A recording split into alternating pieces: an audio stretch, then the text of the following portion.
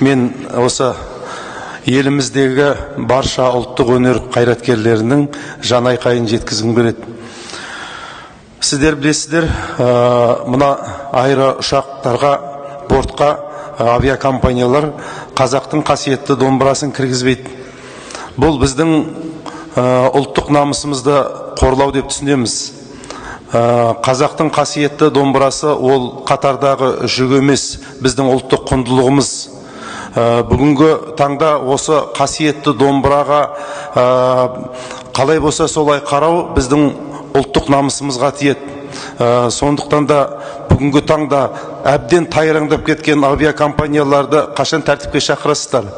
Қазақтың киелі қасиетті домбыраны ұшаққа әрбір өнер өкілі өзімен бірге алып кіру керек деп ойлаймын. Кешегі 32-ші аштықтың кезеңінде де өзегі талып, білегінен әл кеткен кезде де атамыз қазақ қолынан домбырасын тастамаған.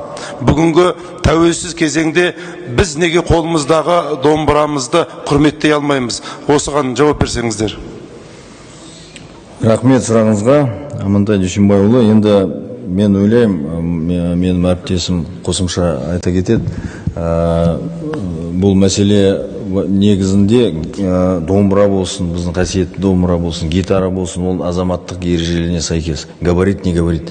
Енді мен әріптесім толықтыру үшін жауап бере шығар. Көлік министрлігінің микрофонын қосыңыздар. Амантай Дүйсенбайұлы. Әуе кемелерінде мана музыкалық аспаптарды тасу, ол жаңа айтылып кеткендей олардың габариттеріне байланысты. Кейбір аспаптарды бүгінгі әуе кемелерінің полкаларына орналастыруға мүмкіндік жоқ. Соған байланысты осындай сұрақтар туындап жатыр. Қазіргі күні осы авиакомпаниялармен бірлесіп осы шаруаны қалай шешу бойынша тиісті жұмыстар жүргізіліп жатыр. Керек болған жағдайда мына жол багажды тасымалдау, қол жүгін тасымалдау шарттарына өзгерістер енгізуге дайындалып жатырмыз. Барынша осы шаруаны әуе кемелерінің мүмкіндіктеріне байланысты шешуге тырысып жатырмыз.